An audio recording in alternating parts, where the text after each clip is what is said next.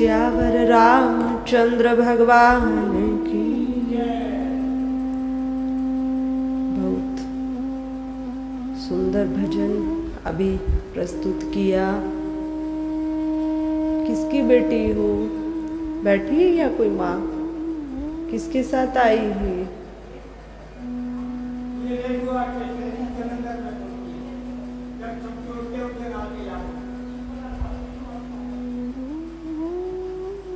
तो यही कहेंगे, आप सबसे भी यही कहेंगे कि हम अपने बच्चों को, जो न्यू जनरेशन है, उसको भी लाएं। अन्य स्थानों पर भी जाते, ठीक है, कहते हैं आज हमारे बच्चे बहुत व्यस्त हैं, बहुत पढ़ाई करते हैं, अन्य सब कुछ करते। वो व्यस्त है पर सब कार्य होता है, केवल सत्संग नहीं होता है, मंदिर में जाना नहीं होता है, समस्त कार्य होता है। तो यही है, समय निकाल कर हम अपने बच्चों को भी सत्संग से जोड़ें, क्योंकि सत्संग में वह चीज मिलती है जो संसार में कहीं उपलब्ध नहीं। जीवन जीने की कला यदि कहीं पर है तो वह सत्संग में। तो यदि हम अपने बच्चों को सत्संग में लाते तो उनका जीवन सुंदर बनता है, शुद्ध विचार उनमें आते। और भक्ति के विषय में भी यदि कहा जाए तो भक्ति कब करनी चाहिए, कब करनी चाहिए? ध्रुव जी ने भगवान को कितने समय में प्राप्त किया? कितने समय में किया? कहते हैं कि 6 वर्ष 5 वर्ष की आयु, मात्र 6 महीने की भक्ति से भगवान श्री हरि को प्रसन्न कर भगवान से वरदान पाया। तो भक्ति के विषय में कहा, यदि भक्ति बचपन में की जाए तो वह अमृत के समान है, और यदि भक्ति यंग एज में की जाए, युवा अवस्था में की जाए, तो वह घी के समान, मतलब उतनी पावर देती। और वही भक्ति यदि वृद्धावस्था में संपूर्ण संसार के सुख भोगों को भोग कर जब शरीर जीर्ण हो गया, थक गया और कहने लगा संसार में कुछ नहीं है, कुछ नहीं रखा है संसार में, कोई अपना नहीं, मैं तो देख रहा हूं 40 वर्षों से सब जा रहे हैं। जब देख लिया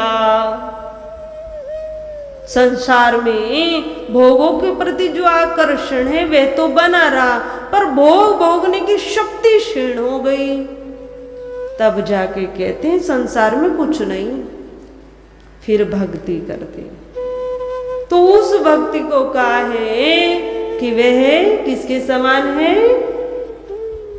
पानी के समान।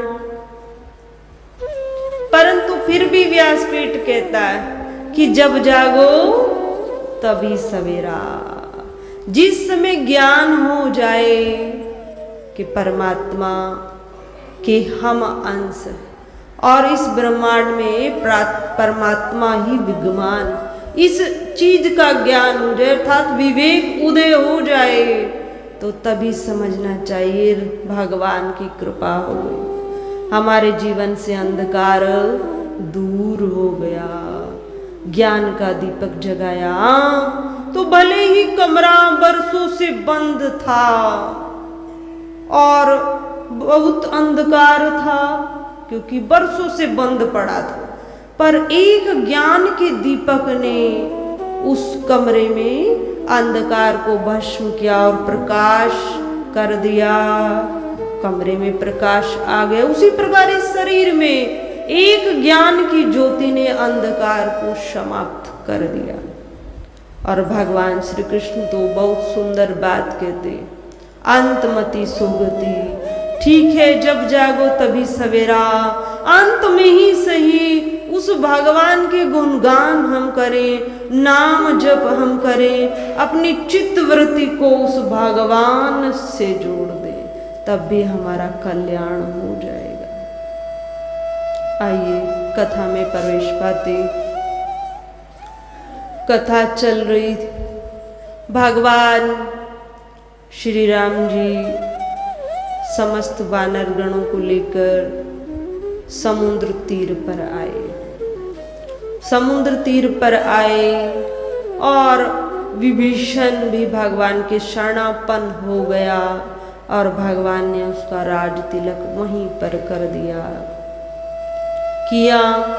योजना बन रही है कि समुद्र को पार कैसे किया जाए, अथाह समुद्र कैसे पार किया जाए। तब भगवान ने समुद्र से आज्ञा पाई। कथा तो बहुत विस्तार से, पर समय का भी अभाव है। कल एक दिन और शेष सोच रहे हैं पूर्णावती रामायण की हो जाए।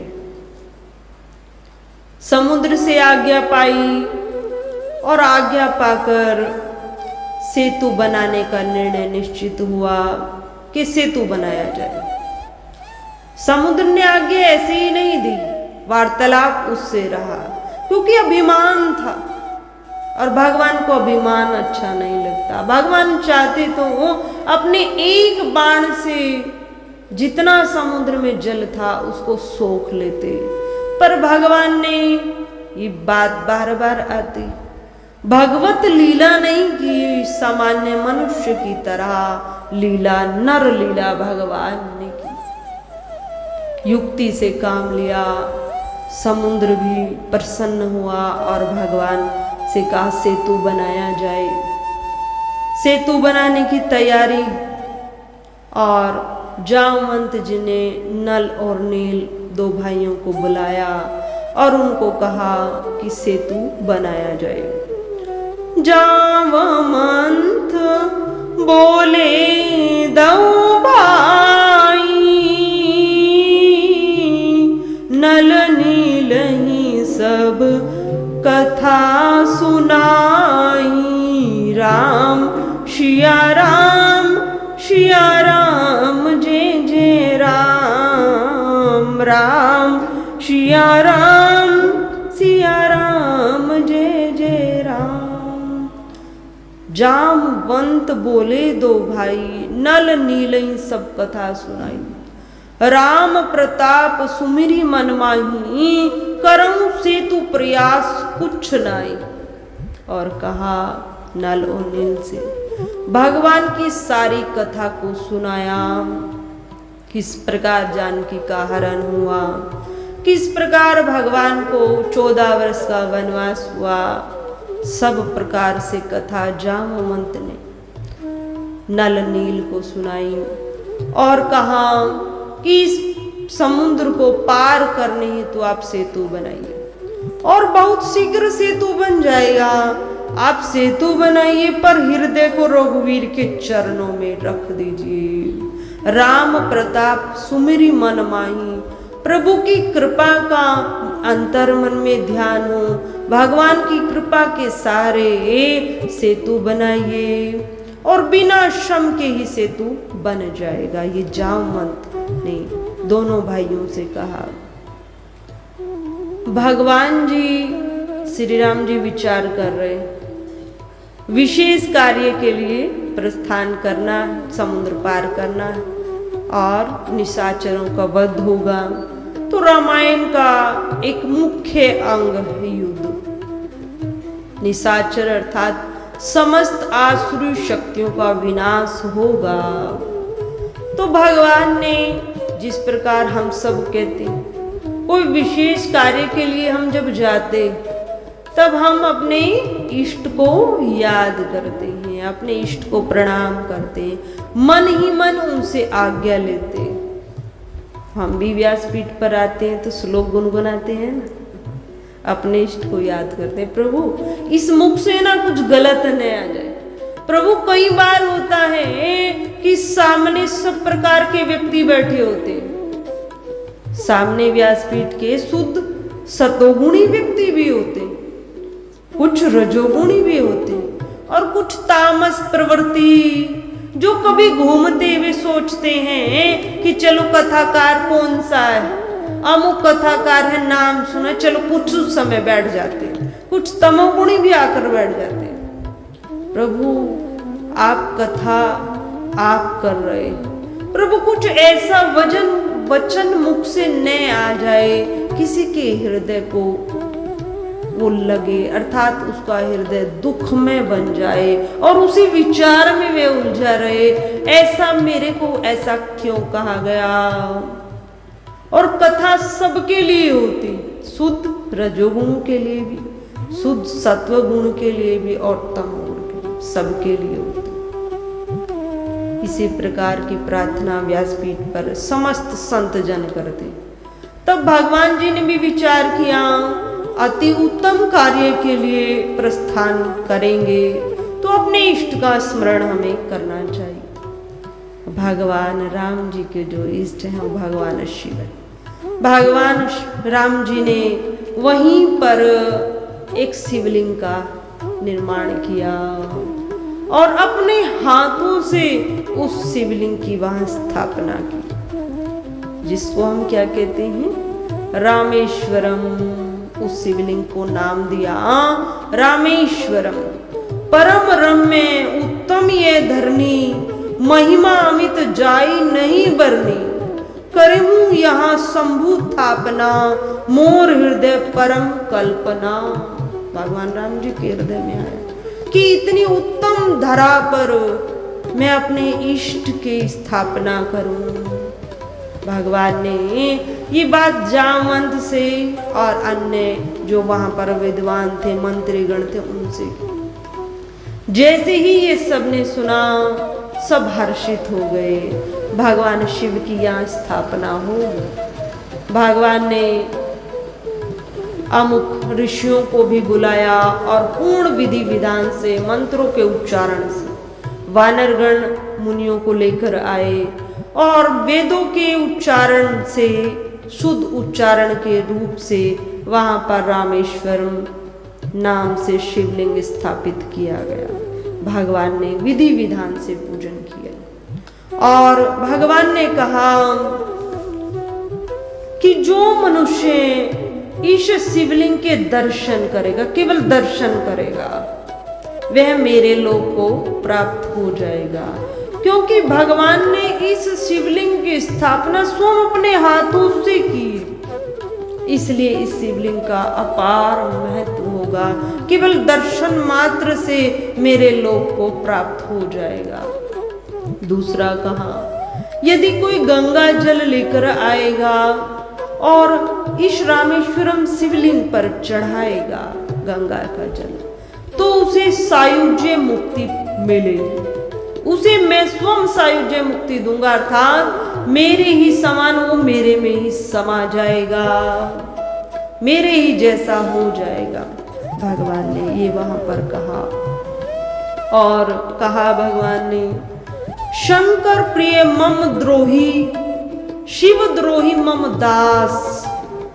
ते नर करही कल्प भरी, घोर नरक महुवास। अर्थात जो भगवान शंकर के प्रिय हैं, शंकर भगवान को अपना इष्ट मानते, भगवान शिव से तो अपार प्रेम, पर राम जी से द्रोह, जैसे रावण का यही बात। रावण की जो अधिकांश शत्रुता थी वो विष्णु भगवान से थी और भगवान विष्णु के जो अवतरण हुए हैं उनसे भी, पर भगवान शिव को वह अपना इष्ट मानता है।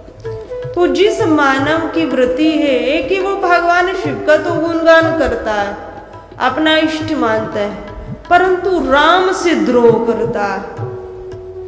और दूसरे प्रकार से जो व्यक्ति राम का दास है, शिव द्रोही मम दास, जो मेरा तो दास है, मेरा भजन करता है, परंतु शिव से द्रोह करता है, दोनों ही बात।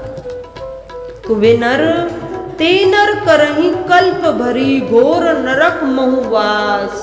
तो वे नर कल्प तक नरक में वास करते। घोर नरक में वो वास करते। क्यों? क्योंकि शिव में और राम में कोई भेद नहीं। जिसने भेद माना वे भक्ति जानता ही नहीं। जिसने कहा कि राम अधिक श्रेष्ठ, शिव श्रेष्ठ नहीं, ये जिसने कहा शिव श्रेष्ठ है राम श्रेष्ठ नहीं, तो उसने भक्ति की महिमा को नहीं जाना। वह नहीं जानता भक्ति क्या, राम कौन है, शिव कौन है। तो इस प्रकार भगवान ने वहां रामेश्वर शिवलिंग स्थापित की और आगे की यात्रा प्रारंभ हुई। श्री रघुवीर प्रताप ते सिंधु तरे पाषाण, ते मति मंद जे राम तजी, भजई जाई प्रभु आन। क्या कहा कि श्री भगवान के प्रताप से, भगवान राम जी के प्रताप से सिंधु तरे पाषाण, अर्थात समुद्र में पाषाण पत्थर भी तर गए भगवान के प्रताप से।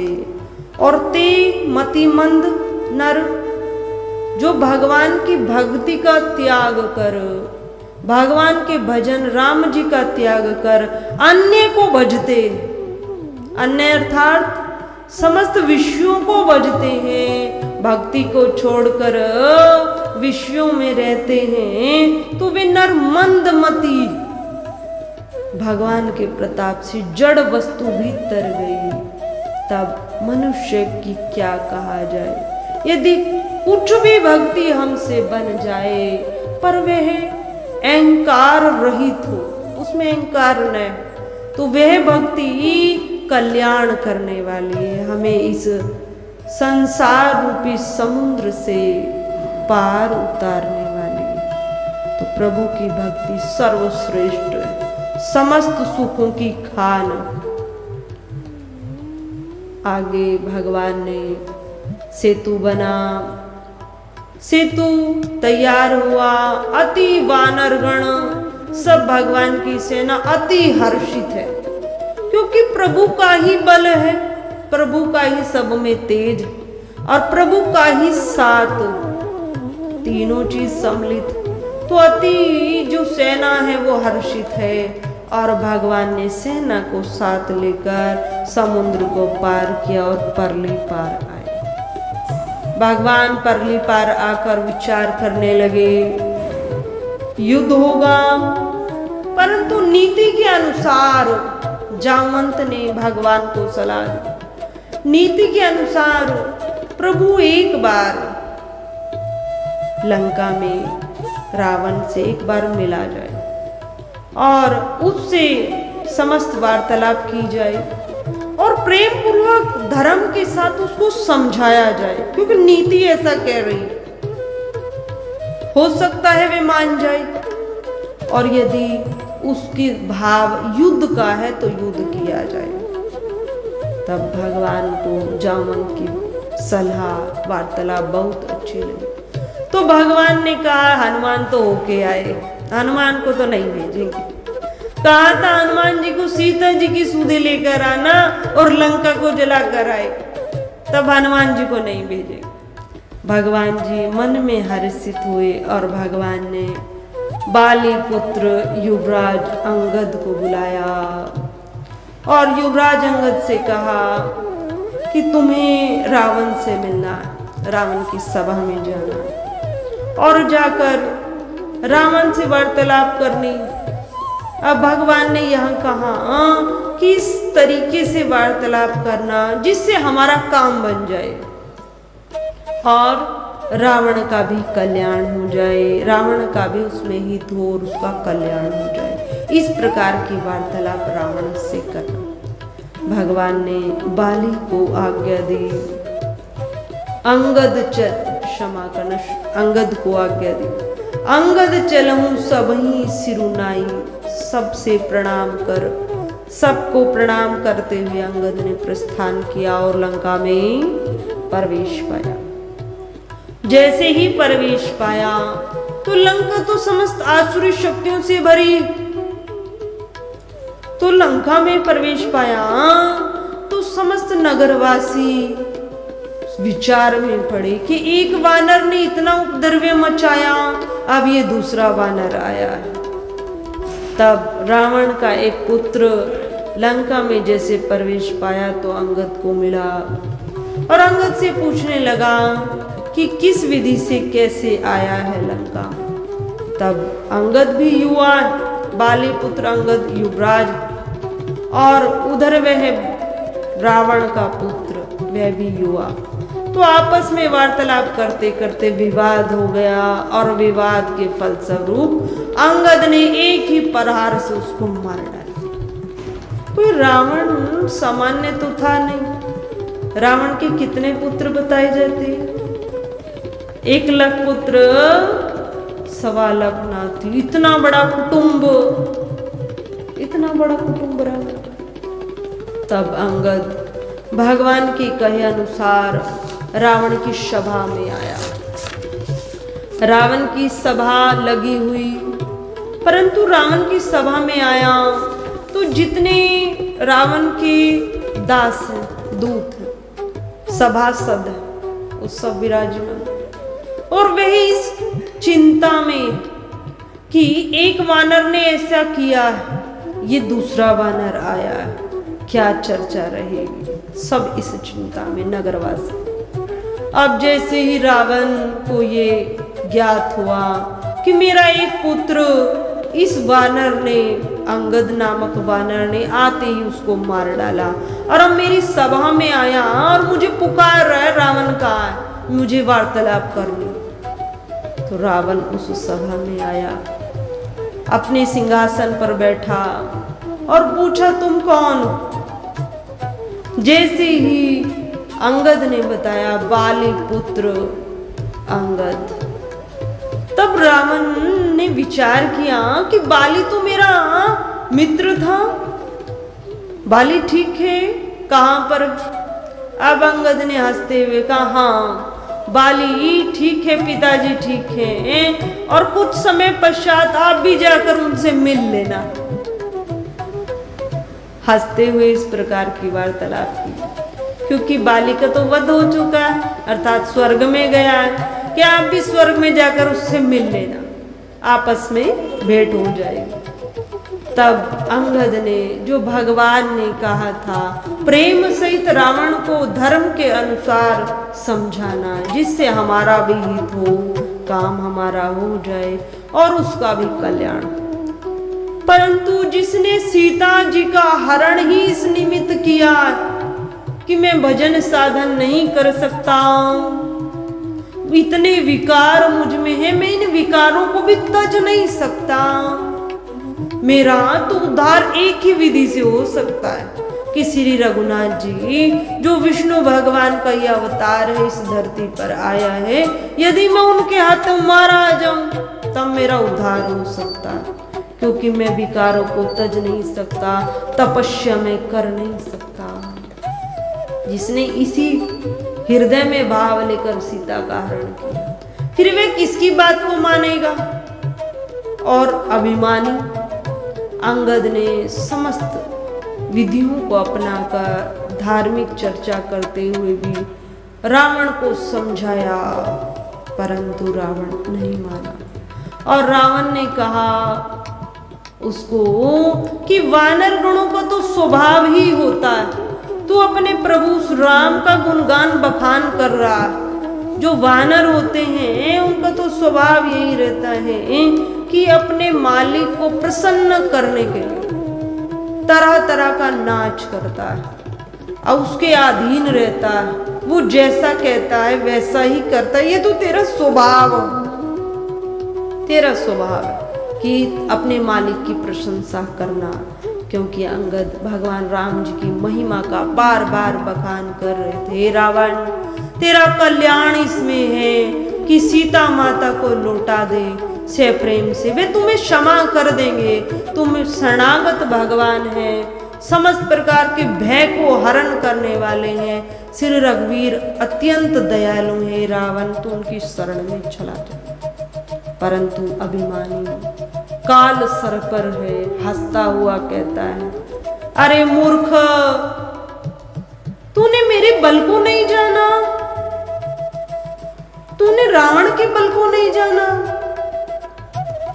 जाके डर सुर असुर डराई, निसी न नींद दिन अन्न न खाई। जिसके डर से समस्त देवता भयभीत रहते, जिससे डर से चंद्रमा सूर्य पृथ्वी सब भयभीत रहते हैं। और जिसको पता होता है रावण युद्ध करेगा, वो आहार भी त्याग देता है, उसकी रात्रि की नींद चली जाती। मुझे डरा रहा, मैंने तो जड़ चेतन समस्त वस्तुओं पर विजय पाई, मुझे डरा रहा। अंगद की एक भी बात को स्वीकार नहीं किया। तब अंगद ने अंत में समुझी राम प्रताप कपि रोपा, सभा बांझपन करी पद रोपा। पद अर्थात पांव। तो अंगद ने, सभा लगी हुई थी, रावण बार बार कह रहा था कि वो वन में भटकने वाला राम है, वे मेरा कुछ नहीं कर पाएगा। न उसके पास तुम जैसे वानर भालू रीछ की ये सब सेना, रीछपति अर्थात भालू, उन्हीं की सब सेना, वे सेना मेरा क्या कर सकती। मेरे पास अपार बल योद्धा है। इस प्रकार की जब वार्तालाप को सुना, तब अंगद ने, अब युवा है अंगद, तो अंगद ने अपने एक ही पांव को पूरी सभा के बीच में रखा और कहा, रावण तुझे अपनी इन सभा जितनी बैठी है, तेरे ये दास योद्धा, इन पर अभिमान है ना, तो ठीक है, मैं रघुवीर के प्रताप से कहता हूं, मेरे इस एक पांव को हिलाकर दिखाए।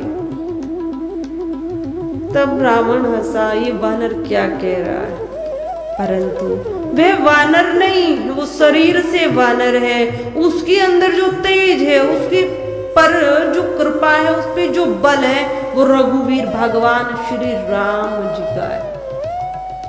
तब जितनी सभा लगी थी, प्रत्येक एक एक योद्धा आया और एक बार नहीं कई बार प्रयत्न किया, पर अंगद के पांव को हिला नहीं पाए। जितने योद्धा थे प्रयत्न करते, सफलता नहीं मिलती, सर को झुकाते और अपने आसन पर जाकर बैठ जाते। रावण देख रहा है। अंत में रावण अपने सिंहासन से उठकर आया, परंतु बाली भी धर्मज्ञ साधक, उसने पाया कि रावण ने भी कहा था कि बाली मेरा मित्र अर्थात ये भी मेरे पिता के एक समान। ठीक है, अनीति से कार्य हो रहा है, काल सर पर है, अभिमानी, परंतु जैसे ही रावण ने पांव को हाथ लगाया तो अंगद ने कहा, मेरे पांव मत पकड़िए, आप श्री रघुनाथ जी के पांव का सहारा लीजिए। मेरा पांव आपका कल्याण नहीं करेगा, श्री रघुनाथ जी का पांव आपका कल्याण करेगा। अपने पांव को हटा लिया, पांव को हटाया। रावण पुनः अपने सिंहासन पर आया, पर रावण की जो श्री थी, अर्थात उसका जो एक यश था जो चारों तरफ फैला था, वो आज क्षीण हो गया और पुनः अपने सिंहासन पर सर को झुकाए बैठ गया। और अंगद ने भी वहां से प्रस्थान किया कि ये बिना युद्ध के मानने वाला नहीं। आकर अंगद ने समस्त वार्तालाप भगवान जी को बताया, समस्त वानरों को पता चली। अब यहीं से युद्ध की शुरुआत हुई। युद्ध प्रारंभ में सबके साथ नहीं हुआ। वानरगण जहां तहां फल खाते, राक्षस मिलते उनको मारते। धीरे धीरे धीरे धीरे युद्ध बढ़ता गया। युद्ध इतना बढ़ा कि रावण के पास बहुत योद्धा हैं, पर उन और इतने योद्धा तो ऐसे भी हैं जो उसके राज्य में रहते हैं पर अदृश्य रूप से रहते हैं। उन सब का भी आह्वान करके उसने युद्ध में सबको भेजा, पर जो मुख्य योद्धा हैं वो मेघनाद, कुंभकर्ण, अहिरावण, ये रावण के मुख्य योद्धा। एक एक करके युद्ध में ये भी सब जाते रहे, पर जिसके सर पर काल बैठा, जो आसुरी शक्तियों को लिए बैठा, उसका तो कल्याण अवश्य होगा, उस पर अर्थात उसका संहार अवश्य होगा। तो इस प्रकार धीरे धीरे धीरे धीरे सेना जो रावण की थी वे जाती रही और नष्ट होती रही। हनुमान जी युद्ध प्रारंभ होता तो एक गिरी पर चढ़ते और शंखनाद करते, और जब सूर्य अस्त होता अर्थात युद्ध अब समाप्त होगा, फिर से एक गिरी पर चढ़ते और शंखनाद करते। तो इस प्रकार युद्ध चलता रहा, युद्ध चलता रहा, आसुर शक्तियों का संहार होता रहा। रावण पता रावण को चला समस्त सेना मेरी धीरे धीरे नष्ट हो रही है, योद्धा नष्ट हो रही है, रावण भी युद्ध के लिए आया। अगर हम यहाँ पर विचार करें, रावण तो 4 वेदों को ज्ञाता था, क्या उसको ये ज्ञात नहीं हुआ कि मेरा पुत्र मेघनाथ जिसने इंद्र पर भी विजय पाई थी, इंद्र को जीत लिया था, इंद्रजीत भी उसका नाम था, तो वह भी मारा गया, कुंभकर्ण भी मारा गया, अहिरावण भी मारा गया, जिसपे मायावी शक्तियां, अपार मायावी शक्ति। उसके पश्चात भी रावण शरणागत नहीं हुआ। तो इससे विचार यह लगता है कि रावण स्वतः चाहता था कि मेरा भी संहार भगवान के हाथों से हो जाए। अब घर में कोई 12 सदस्य हैं, 12 में हम देखें कि 10 नष्ट हो गए, तो फिर भी क्या हम आशा रख सकते हैं मैं जीवित रहूंगा? आशा हम नहीं रख सकते कि मैं जीवित रहूंगा, मैं शरणापन्न हो जाऊं। उसी प्रकार 1 लाख पुत्र 1.25 लाख नाती रहा ना कुल में, क्या दिया ना मत। अर्थात ज्योति दिया कहाँ होता है? जब मानव होते हैं उसका कुटुंब होता है, उसके कुल में कोई उसको पानी देने वाला भी नहीं रहा। ऐसा नहीं है कि संपूर्ण लंका नष्ट हो गई, लंका में मानव थे परंतु वो सब सात्विक हो गए, अधिकांश नारी रह गई थी। योद्धा जो उनके पति थे, मनुष्य थे, वो सब नष्ट हुए। जो नारी थी, नारियों ने युद्ध में भाग नहीं लिया, तो नारी बहुत थी, तो वे सब जीवित रही। आने वाला जो वंश रहा वो पवित्र रहा, क्योंकि विभीषण का राज्य हुआ, तो आने वाला जो समय था वह सब पवित्र रहा।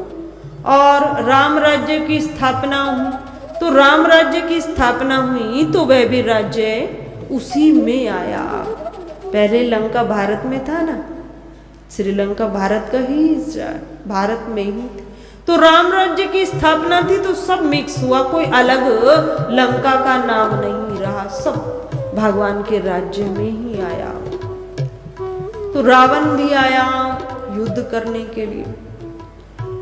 अब रावण अपार मायावी, और जितने राक्षस हैं वो भगवान से वरदान क्या मांगते हैं? वो एक ही वरदान मांगते हैं, तपस्या करते हैं कि मैं अमर हो जाऊं, मैं इस दुनिया में बना रहूं, ये वरदान मांगते हैं। अब रावण ने भी ये वरदान सोचा, पर विद्वान था कि ये वरदान तो राक्षसों को मिला नहीं, आज तक किसी को मिला नहीं। तब रावण ने क्या किया युक्ति से कि रावण के जो नाभि में अमृत कुंड रहता था, कि यदि कोई मुझे मारना भी चाहेगा ना तो मेरी मृत्यु नहीं होगी। इस प्रकार की युक्ति अपने शरीर में कर रखी थी रावण ने, कि कोई हाथ में तीर मारेगा और हाथ कट जाएगा, अंग हट जाएगा उस स्थल से, परंतु पुनः वो वहां जुड़ जाएगा। कोई तलवार से प्रहार करेगा तब भी यही क्रिया होगी, कोई बाण से करेगा तब भी यही क्रिया होगी। तो रावण ने इस प्रकार अपने आप को बनाया था कि मैं अजर रहूं, अमर रहूं, मुझे किसी भी युक्ति से कोई मार न सके। परंतु एक गलती रावण ने भी की थी, वे हम सब जानते हैं। अपने हृदय का ये राज कि मेरे नाभि कुंड में अमृत है, मेरी नाभि में अमृत रहता है और वो अमृत मुझे बल प्रदान करता है कि मुझे यदि कोई मार भी मेरे हाथों की, मेरे भुजाओं को, मेरे शीश को काटता है तो पुनः वे लग जाता है। उसका कारण एक ही है कि मेरे नाभि में अमृत है। उसके कारण ये राज केवल विभीषण जानता था और विभीषण भगवान राम जी के शरणापन्न है। इसीलिए कहते हैं कि कितना भी बड़ा मित्र हो, कितना भी जिसको हम कहें मेरा अपना परम मित्र है, उसको कभी राज नहीं बताना चाहिए। हो सकता है आज तो वह मेरा मित्र है, परंतु कुछ समय पाकर वो मेरा शत्रु बन जाए। कहते हैं कि आज तो वह मेरा मित्र है, पर टाइम का तो कुछ मालूम नहीं, कल वह मेरा शत्रु हो जाए। तब विभीषण ने भगवान राम जी को ये जाकर कहा, प्रभु जो रावण है ना, इसलिए इसकी मृत्यु नहीं हो रही क्योंकि इसकी नाभि में अमृत कुंड है और उसी से ये शक्ति पाता है। प्रभु इसकी नाभि में ही तीर लगाइए। भगवान ने अति हर्षित होकर उसकी नाभि में ही तीर लगाया। नाभि कुंड पीयूष बस याके, नाथ जियत रावणु बल ताके। सुनत बचन विभीषण कृपाला, हर्षि गहे कर बाण कराला। और नाभि में ही बाण का संधान किया, नाभि में ही बाण कराला। जैसे ही नाभि में बाण लगा तो अमृत कुंड टूट गया, बाण लगा और रावण धरती पर गिर गया। वही अहंकारी रावण जिसमें सबसे जो उसके गुणों में देखा जाए एक सबसे बड़ा दोष अभिमान, आज उसी अभिमान ने रावण को धरती पर गिरा दिया। धरती पर रावण गिरा, पर रावण किसी चिंता में नहीं, रावण को किसी का भय नहीं। रावण गिरा और गिरकर तुरंत श्वास नहीं बाहर आए, कुछ समय तक रावण जीवित रहा। रावण जब धरती पर गिरा तो समस्त आसुरी शक्ति नष्ट हो गई। जितनी आसुरी शक्ति थी अर्थात सेना थी, वह सभी युद्ध नहीं हुआ। रावण के गिरते युद्ध शांत हो गया और जितनी आसुरी शक्ति थी अर्थात जो रावण के राज्य में रहती थी उन सबका समाप्त संहार हो गया। परंतु रावण जीवित है, रावण जीवित है। तो भगवान श्री राम जी लक्ष्मण जी से कहते हैं, हे लक्ष्मण, रावण धरती पर पड़ा है और कुछ समय पश्चात मृत्यु भी आएगी क्योंकि शरीर क्षीण हो गया है। लक्ष्मण से कहते हैं, लक्ष्मण जाओ और रावण से कुछ ज्ञान ग्रहण करो, कुछ शिक्षा ग्रहण करो। भगवान अपने भ्राता लक्ष्मण को भेज रहे एक अभिमानी रावण से ज्ञान प्राप्त करने, परंतु रावण ब्राह्मण था, जाति से ब्राह्मण था, पंडित था। अर्थात पंडित किसको कहते हैं? जो विद्वान, जो धर्मज्ञ, धर्म के अनुसार जीवन यापन करते, धार्मिकता जिनके जीवन में प्रधान है, बस वही पंडित है। लक्ष्मण जी आए और लक्ष्मण जी आकर रावण के जो सर है ना उसके पास खड़े हो गए। सर के पास खड़े हुए और रावण को निहार रहे। तब रावण की दृष्टि तो पड़ी कि हाँ, लक्ष्मण राम जी का भ्राता है अर्थात सैनिक है और मेरी यहाँ पर सिर के पास खड़ा, पर कुछ ज्ञान चुप रहे। विद्वान है रावण, चुप रहे। क्यों? क्योंकि जान गए, उसके व्यवहार से देख लिया किस प्रकार का ये व्यक्ति है, चुप रहे। फिर भगवान राम जी ने देखा रावण तो कोई ज्ञान नहीं दे रहा है। तब लक्ष्मण जी की ओर इशारा किया, लक्ष्मण कहां पर जाना चाहिए? चरणों के समीप आइए। तब लक्ष्मण चरणों के पास आए। चरणों के पास आए। तब रावण ने देखा चरणों के पास, रावण समझ गया कि चरणों के पास खड़ा है, कुछ ज्ञान प्राप्त करना चाहता है, निहार रहा है। तब रावण ने बहुत ही महत्वपूर्ण 3 बात लक्ष्मण को बताई। पहला ज्ञान दिया कि हे लक्ष्मण, पहला जो ज्ञान दिया वो कहा कि हमें अपने राज किसी को नहीं बताने चाहिए। हमें जो बहुत महत्वपूर्ण बात जिनको हमें मालूम है, यदि हमने किसी को बताया और उसने उसका गलत प्रयोग किया तो मेरा जीवन खतरे में आ जाएगा, तो वह बात किसी को नहीं बतानी चाहिए। आज ऐसा ही हो रहा है समाज में। देखिए, आज ऐसे समाज में कुछ व्यक्ति जो अपने माता पिता के जीवित रहते उनसे उनकी जितनी प्रॉपर्टी अपने नाम करा लेते हैं। पिताजी कल को भी आपको देना है, सो आज ही दे दीजिए ना।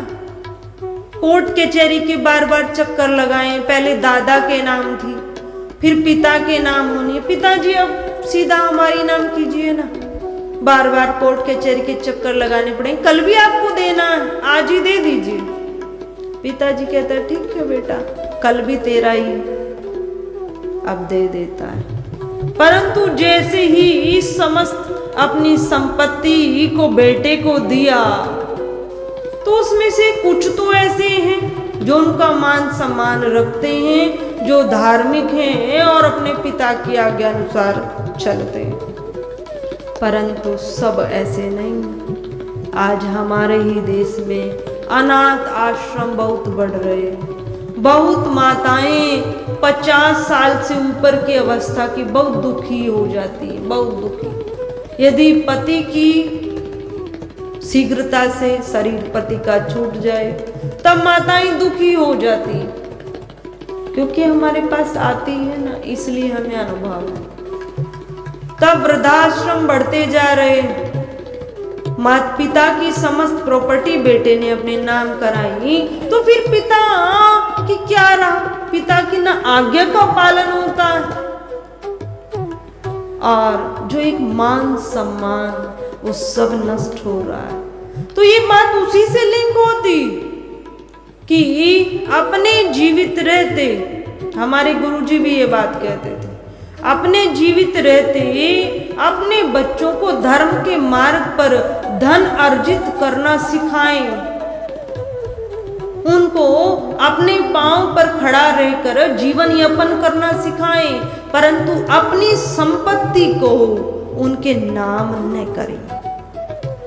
गवर्नमेंट ने इतने सारे नियम बनाए, हम वसीयत कर सकते और वसीयत को भी गोपनीय रखें, उसको भी नहीं बताएं। यदि चाहते हैं वृद्धावस्था में हमारा महत्व रहे, बहू सेवा करे, बेटा सेवा करे, तो इस क्रिया को अवश्य अपनाएं। पर जीवित रहते हुए अपना सब कुछ अपने पुत्र को न दें, ये गुरुजी संत जन कहते हैं। तब रावण ने यही शिक्षा दी लक्ष्मण जी को कि अपने हृदय के राज किसी को नहीं बताने चाहिए, चाहे वे पुत्र हो, चाहे भ्राता हो, चाहे पत्नी हो, चाहे अन्य सदस्य, किसी से शेयर नहीं करने चाहिए। मैंने किया तो आज मैं अपने भ्राता के कहने पर भ्राता ने राम को बताया, और आज मेरी क्या दुर्दशा तुम देख रहे हो। दूसरा शिक्षा दी, ज्ञान दिया कि हम सबके हृदय में, मस्तिष्क में कुछ विचार आते हैं, शुभ भी आते हैं और अशुभ भी आते हैं। तब जो शुभ होते हैं, जो हमें लगता है मुझे अमुक कार्य करना है और वह शुभ है, उस शुभ कार्य में हो सकता है कोई परोपकार, अमुक तीर्थ के मुझे दर्शन करने, या अमुक जगह जाकर मुझे भोजन कराना है, भंडारा लगाना, या अमुक तीर्थ पर जाकर ये सब मुझे करना है, परोपकार कार्य। तो यदि जो शुभ विचार के कार्य, शुभ फल प्रदान करने वाले, परोपकार से संबंधित है, उस विचार को स्वतः कर लेना चाहिए। प्रयत्न करके बहुत शीघ्र उस कार्य को कर लेना चाहिए। और जो अशुभ है, अब विचार तो आता है अशुभ भी किया जाए, तो उन अशुभ विचारों को टालते रहना चाहिए समय पर, कि कुछ और समय बाद, कुछ और समय बाद, कुछ और समय बाद उसको टालते रहना चाहिए। हो सकता है लक्ष्मण कि वो अशुभ काम सदा सदा के लिए टल जाए, संपन्न ही नहीं, और शुभ कार्य को शीघ्रता पूर्वक कर लेना चाहिए। कैसे? रावण ने अपना बताया कि मैं इस दुनिया से जा रहा हूं, शरीर का त्याग कर रहा हूं, परंतु मेरे मन में एक विचार इस समय भी चल रहा। वो विचार है कि इसमें अथाह समुद्र को, रावण की मीटिंग चल रही थी कि इस अथाह, इस खारे समुद्र को मैं मीठा कैसे बनाऊं, मेरी योजना चल रही थी। और मुझे यकीन है, अपने आप पर विश्वास था कि मैं इस खारे समुद्र को मीठा बना देता, परंतु मैं इस परोपकार के कार्य को, सब जीव जंतु इसको पान करते, समुद्र किसी के कार्य में नहीं आता, तो उस परोपकार होता, तो मैं इस विचार के साथ ही इस धरा से जा रहा हूं, क्योंकि मैंने उस कार्य में देरी की, इसलिए मैं उस शुभ विचार को लिए ही जा रहा हूं। तीसरी शिक्षा दी कि हमें अपने प्रतिद्वंदी को, अर्थात युद्ध हो रहा है तो दूसरी सेना को, और अन्य जिसके साथ विवाद हुआ है तो दूसरे पक्ष को, कभी भी कमजोर नहीं आंकना चाहिए।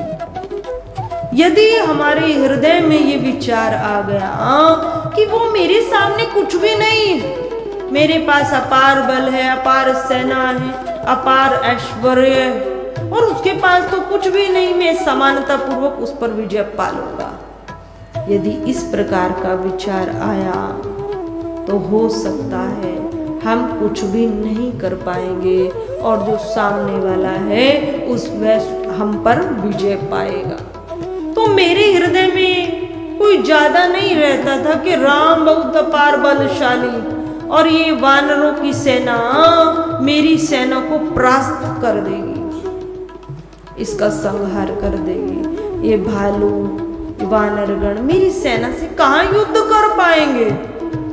और वन वन में भटक रहा है राम, जिसके पास केवल बाण है, केवल बाण, एक रथ भी नहीं है। जब रावण को मारने आए तो भगवान राम जी के पास रथ भी नहीं था, जिसके पास अपना रथ भी नहीं, वो मेरा क्या करेगा, इस विचार से मैं प्रसन्न रहता था। तो आज देखा कि मैंने अपने प्रतिद्वंदी को बहुत कमजोर आंका, तो देखो मेरी क्या हालत है, कहाँ मैं पड़ा हूं। तो इस प्रकार के तीन ज्ञान जो हम सबके जीवन में अति महत्वपूर्ण, रावण ने लक्ष्मण के माध्यम से हम सबको दिए। तो रावण बहुत बड़ा विद्वान था और अपार बलशाली योद्धा था, पर द्वेष जिसके हृदय में जन्म जिसका हो जाए, द्वेष का जन्म हो जाए, अवगुणों का जन्म हो जाए, तो फिर उसका संहार अवश्य होगा। अभिमान का जिसके हृदय में साम्राज्य है, उसका अंत अवश्य होगा। तो राम के द्वारा रावण का संहार किया गया, संहार रावण का हुआ। अब जो लंका, पहले से ही भगवान ने विभीषण को लंकापति बनाया, तो भगवान ने विभीषण को लंकापति बनाया, और रावण की जितनी जो बाद की क्रियाएं वह सब विभीषण के द्वारा ही पूर्ण की गई। मंदोदरी जो रावण की अर्धांगिनी पत्नी, वह भी आई, विलाप किया, क्योंकि रावण पति पर हृदय से जानती है वध अवश्य होना था और रावण का संहार अवश्य होना था। क्यों? क्योंकि रावण को बहुत मंदोदरी ने समझाया रावण को बहुत तरीके से समझाया, परंतु रावण नहीं माना।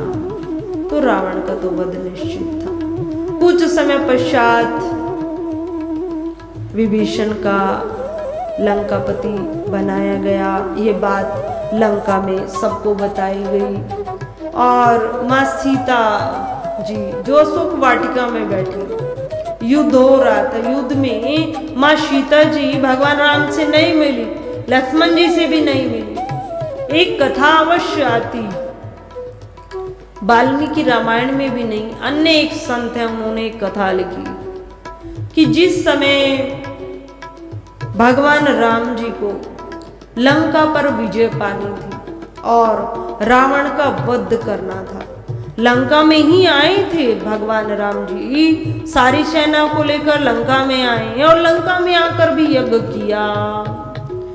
उस यज्ञ के लिए एक विधि, जो विद्वान आचार्य होता है उसकी आवश्यकता थी। अब विद्वान आचार्य लंका में कहां से आए? लंका में तो सब निशाचर। अब रावण ही उस विद्वान आचार्य के रूप में, क्योंकि राम के ही एक दूत ने जाकर लंकेश को कहा, क्योंकि रावण पंडित है और आचार्य है, यदि वे अपने धर्म से विमुख होता तब भी उसको पाप लगता। तब लंकेश रावण ने कहा, मैं राम जी का ये यज्ञ अवश्य संपन्न कराऊंगा। और लंकेश रावण अपने अन्य जो सदस्य हैं कुछ उनको भी साथ लिया और माँ सीता जी को भी साथ लिया। सीता जी को साथ लिया और साथ लेकर राम जी के स्थल पर आए, पर माँ सीता जी का मुख ढका हुआ था। सीता जी को साथ लेकर आए और माँ अलग ही बैठी रही। ये बात वानर गणों को राम जी को ज्ञात नहीं थी। अब यज्ञ प्रारंभ हुआ। आचार्य तो उसमें रावण, लंकेश रावण विद्वान है, समस्त वेदों का ज्ञाता है। यज्ञ प्रारंभ हुआ। यज्ञ प्रारंभ हुआ तो संकल्प सर्वप्रथम होता है। संकल्प के लिए राम जी बैठे और हाथ में जल लिया, परंतु राम जी विवाहित, तो विवाहित यदि अकेले संकल्प करे और विशेष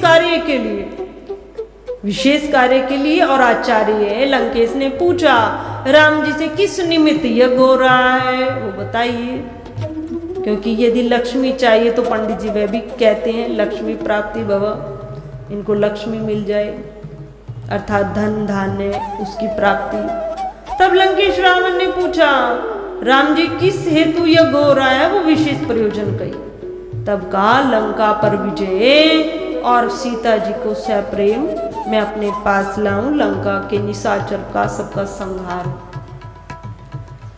तब रावण ने कहा ठीक है और कहा और इशारे से अपने सैनिकों को कहा कि सीता जी को कहो कि वह सीता जी को लाकर राम जी के पास बैठे। अब रावण की आज्ञा पाकर रावण के ही अपने सदस्य सीता जी को लेकर आए और राम जी के समीप बिठा दिया। अब राम जी देख रहे हैं अब मेरे समीप कौन है, पर दृष्टि नहीं पड़ी। साथ बिठाया और साथ बिठाकर साथ हवन में आहुति डलवाई। आचार्य रावण ने राम जी के पास सीता जी को बिठाकर साथ में आहुति डलवाई और साथ में संकल्प कराया। तो इतना बड़ा ज्ञाता भी रावण था, इतना विद्वान भी था और वह कार्य कर राम जी दक्षिणा का जब समय आया राम जी को दक्षिणा देनी थी। तो राम जी ने कहा आचार्य बहुत अच्छे से आपने यज्ञ संपन्न कराया, आपको क्या दक्षिणा चाहिए। तब रावण ने कहा राम जी से मुझे कोई दक्षिणा नहीं चाहिए, बस एक दक्षिणा चाहिए, हे राम तुम्हारे बाण से मेरे शरीर का त्याग हो, बस मुझे यही दक्षिणा चाहिए। तो रावण की आज कलयुग में हम बुराई करते, ठीक है उसमें अभिमान था, दोष थे, और जहां अभिमान है अवगुण है उनका विनाश भगवान राम जी अवश्य करते। पर रावण जितना विद्वान इस धराधाम पर दूसरा भी कोई अवतरित नहीं हुआ, आया नहीं, जन्म नहीं हुआ। तो कलयुग में हम मानव रावण की बुराई करें और जिस प्रकार बताते हैं विजयदशमी पर मेले में जाएं तो ठीक है, सुंदर भाव लेकर जाएं, पर वह त्रेता युग था और आज कलयुग। आज तो घर घर में रावण है। पर अब से 2 दिन पहले एक चर्चा की थी ना कि किस प्रकार की रावण है, वह तो फिर भी एक नीति से कार्य कर रहा है। इस कलयुग में तो महाभयंकर रावण। परसों एक चर्चा बताई थी कि 2 महिलाओं को किस प्रकार किडनैप किया, उनका अपहरण किया, एक 50 वर्षीय और एक 55 वर्षीय, और किस प्रकार उनकी हत्या की। किस प्रकार रोंगटे खड़े हो जाते हैं, रोम शरीर के प्रति किस प्रकार उनकी हत्या की। हत्या करने के पश्चात भी शरीर के प्रत्येक अंग को अलग अलग किया गया, 56 पीस उसके बनाए गए और रोज उसकी आहुति देते और फिर सुबह उसका पान कर जाते। तो रावण की हम बुराई करते हैं, पर इस कलयुग में ऐसे मानव घूम रहे हैं जो रावण से भी महापाप में निशाचर। उनका शरीर तो मानव का है, परंतु बुद्धि और अंतर्मन का भाव निशाचर का है। तो ऐसे व्यक्तियों को तो कहते हैं कारागार में मत डालना चाहिए, क्योंकि कारागार में भी भोजन पानी सब दिया जाता है, सेवा रहती है उनकी। ऐसे व्यक्ति को तो तत्काल एक किला बनाया जाए और वहां पर रखा जाए और वहां पर सरेआम फांसी दी जाए, जिससे समाज देख सके कि इस प्रकार का जघन्य अपराध करने वालों को क्या सजा दी जाती है। तो इस प्रकार के अपराध हम सब देख रहे हैं, कलयुग में हो रहे। तो भगवान की कृपा हम सब पर विशेष रूप से विशेष है, जिससे अपने घर के कार्य करते हुए भी हम सत्संग का पान करते हैं, सत्संग में आते हैं। और इसीलिए जहां से चर्चा प्रारंभ हुई थी आज की कथा की, वहीं लाते हैं।